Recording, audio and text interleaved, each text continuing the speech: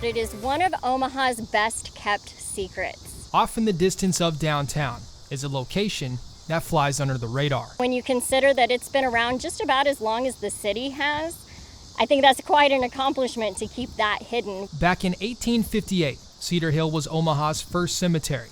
Over time, it became Prospect Hill.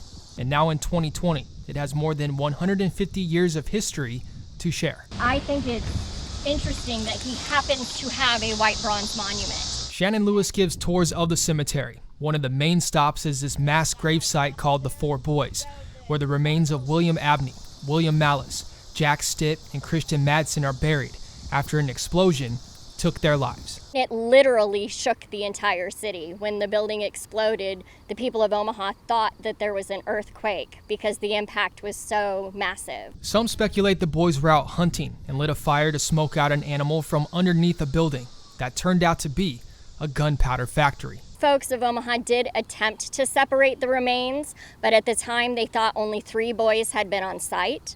When they had learned that there had actually been 4 boys there, they could not separate the remains, and so they were placed in the only mass grave at Prospect Hill Cemetery. Not far from that site is where Anna Wilson is buried, someone who donated a lot of money to charities and also opened up a brothel in Omaha while being a prostitute herself. She was known as the queen of the underworld. She had a very genteel nature about her, but she was also known to be quite ruckus. She enjoyed a good time. Wilson died in 1911, but her name and gravesite are just one of the many that stand out.